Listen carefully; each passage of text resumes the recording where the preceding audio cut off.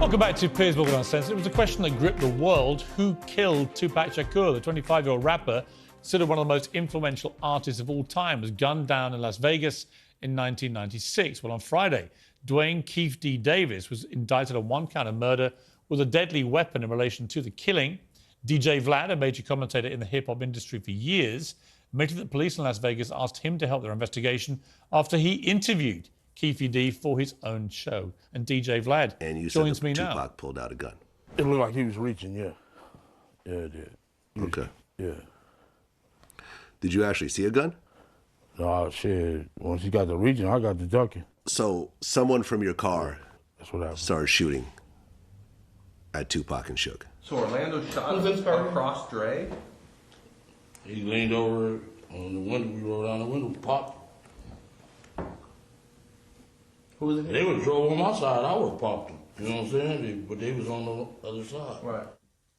Well, DJ Vlad joins me now. DJ Vlad, thank you very much indeed for joining the show. Absolutely. Thank you for having me. I know you've studied this case for so long, and these interviews that you did with Keefe D, they've turned out to be extremely significant in this investigation, leading, in fact, to him being arrested and indicted. When you heard that news, how did you feel? Well, I mean, the goal wasn't really to get anyone arrested. It was really just to get the truth of the matter. The story about Orlando Anderson killing Tupac, I've known since around 2007. So this was essentially the worst kept secret in LA. Everyone knew about it, but there were no arrests, there was no convictions, there was no anything, there was no actual proof. So there was a lot of conspiracy theories around it. So around 2008, when I first heard the Keefe confession tapes that Greg Kading got, then I found out there was a book that was about to come out. I got a hold of Keefe D and his co-writer, and we scheduled an interview, and we just went from there. I mean, he appears to have incriminated himself in this interview, certainly the last one. Did you believe he was doing that as you interviewed him? Well, I think that he believed that he had a level of immunity when he did the proffer agreement. I think at the time he was saying that he had cancer, so maybe he didn't think he had much time to live. So he was just kind of letting it loose at that point. But, it was a little bit crazy that he actually sat down and we did everything. And when I asked him about it, sometimes he would try to dodge certain questions, but ultimately I used the book as a blueprint. So whenever a question wouldn't get answered, I said, well, the book said X, Y, and Z. And then at that point, he kind of went along with what was written in the book. It's been reported that you have resisted efforts by the police to hand over all the unedited tapes. Is that true? And if so, why? Yeah, it's true. I mean, ultimately, people that we have on our show, we don't turn around and cooperate against those same people with the police. For me, just in terms of business-wise and my ethics and so forth, I just feel there's something wrong. So when Las Vegas police reached out to me multiple times, I just never responded. I think what they did ultimately want was the raw footage. That was an email that they sent after a couple of phone calls went unanswered.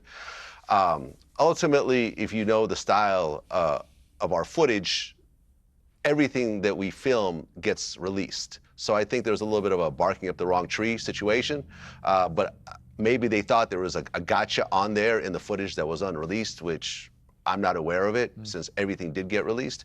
But ultimately, we don't cooperate with the police. And, we've had situations where police have tried to get footage from us, and we've had our lawyers step in and actually block it. Are you concerned? I mean, I've done many interviews, including crime interviews, actually, over the years. And there's always a certain element of concern as an interviewer when you stray into that kind of territory about repercussions from people involved. I mean, given there's now been an indictment here, are you worried about repercussions against you?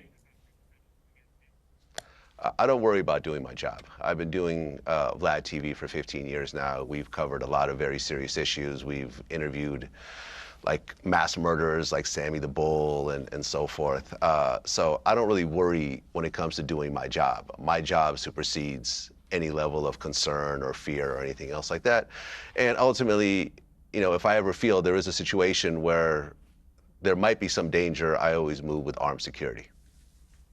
You famously a very big fan of Tupac's, as of course millions of people were, and it remained one of the great mysteries about this. If it turns out that your interviews have helped lead to solving this mystery, will you feel a sense of closure for Tupac and his family?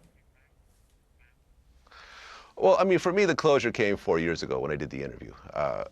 There was a lot of conspiracy theories when it comes to Tupac. There was that, Suge had him set up. There was the government did it. There was the first responder had a body that he switched. The Tupac is living in Cuba somewhere. There's a lot of crazy theories out there. So for me, when I did the interview 4 years ago and we went through the entire story, really Keefe D's entire life story, but really leading up to what happened from Orlando getting jumped at the mall to, the next few steps to them going to Vegas to what happened, during the fight to what happened afterwards.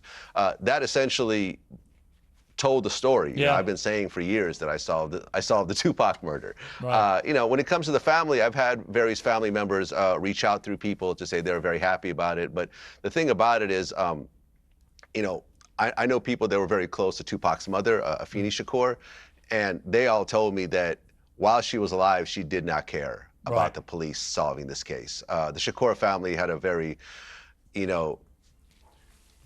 bad relationship with the police. Vlad, we've run out of time. Afeni was even pregnant. I'm really sorry. I'd love to have done more of this. Thank you very much for a great interview. I've been following you for a long time, and you're great at what you do, and I congratulate you on this. Thank you very much indeed.